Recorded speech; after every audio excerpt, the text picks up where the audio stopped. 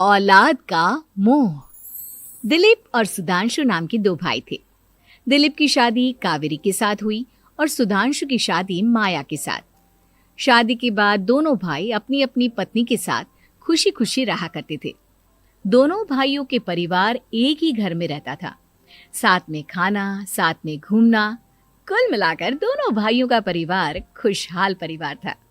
कुछ सालों के बाद दिलीप की पत्नी कावेरी को एक बेटा हुआ। भैया, आज मैं बहुत खुश हूँ। चाचा बन गया हूँ मैं। हाँ भाई साहब, इस बच्चे के घर में आने से तो रौनक आ गई है। मैं सबको बताऊंगी कि मैं तो चाची बन गई हूँ, चाची। तुम दोनों कितने अच्छे हो। हमारे बच्चे के आने से ऐसे खुश हो रहे हो जैसे ये बच्चा तुम्हारा ही हो। बस भैया, अब आपका बेटा इस दुनिया में आ गया ना, हम भी कोशिश करेंगे कि हमारा भी बच्चा जल्दी से इस दुनिया में आ जाए। और फिर आपका और हमारा बच्चा दोनों मिलकर दिन भर घर के आंगन में खेला करेंगे। कितना मजा आएगा ना। सच कहती हो माया, मैं भी उसी दिन का इंतजार कर रही हूँ जब तुम्हारी भी गोद भर जाएगी और मेरे बेटे को एक छोटा भाई या बहन मिल जाएगी। 1 साल बीत जाता है। दिलीप और कावेरी का बेटा अब 1 साल का हो चुका था, लेकिन सुधांशु और माया की कोई औलाद नहीं होती। माया, लगता है कि हमारी जिंदगी में बच्चे का सुख ही नहीं है। ऐसा क्यों कहते हैं? दिलीप भाई साहब का बेटा भी तो हमारा ही बेटा है ना। तुम्हारी बात बिल्कुल ठीक है माया, लेकिन फिर भी हमारा खुद का एक बच्चा होता तो कितना अच्छा होता। हाँ, कावेरी भाभी भी हमेशा कहती हैं उन्हें अपने बेटे के लिए एक छोटा भाई या बहन चाहिए।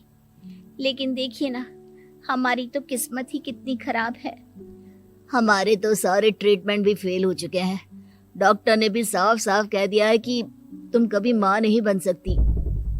वही तो सुधांशु, बहुत बुरी किस्मत है हमारी। लेकिन माया, हम अपनी किस्मत को इतना क्यों कोस रहे हैं? हम दिलीप भाई साहब के बेटे को अपने बेटे की तरह ही प्यार कर सकते हैं ना। हाँ जी, बिल्कुल सच कहा। मैं भी वैसा कर सकती हूँ।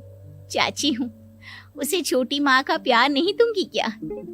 कुछ दिनों के बाद दिलीप का एक दोस्त दिलीप से मिलने के लिए आता है। अरे क्या बात है दिलीप, बधाई हो बधाई।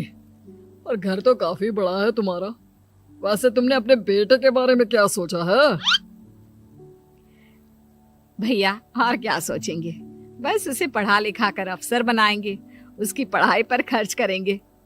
अरे भाभी, आपकी तो इतनी सारी प्रॉपर्टी है, आपको किस बात की चिंता? ले देकर एक बेटा ही तो है। अरे नहीं दोस्त, तुम गलत समझ रहे हो।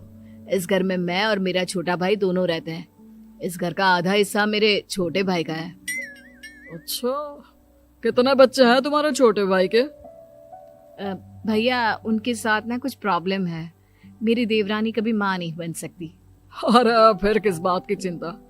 अरे मैं तो कहता हूँ अपने बेटे के भविष्य के बारे में सोचिए ही मत। बस ये घर उसके नाम करवा दीजिए।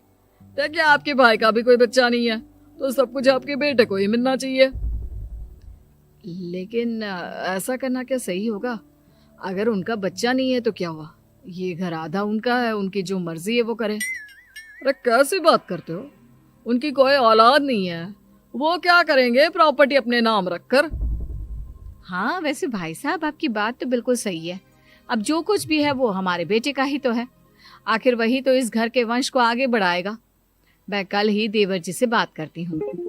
अगले दिन सुधांशु और माया, इधर आओ। तुम दोनों से एक बहुत जरूरी बात करनी है मुझे। बताइए ना भाभी, क्या बात है?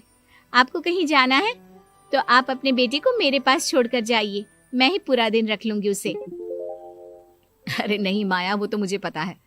मैं किसी और चीज के बारे में बात करना चाहती हूँ। बताइए ना भाभी, क्या बात है? देखिए देवर जी, आपका कोई बच्चा है नहीं, लेकिन मैं जानती हूँ कि आप हमारे बेटे को अपने बेटे की तरह ही प्यार करते हैं। भाभी, बेटी की तरह नहीं, वो हमारा ही बेटा है। मेरे लिए तो वो मेरा ही बच्चा है। वही तो फिर क्यों ना ये सारी प्रॉपर्टी हम मेरे बेटे के नाम करवा दे? क्योंकि तुम्हारा हो या मेरा, हम सबका एक ही तो है बेटा।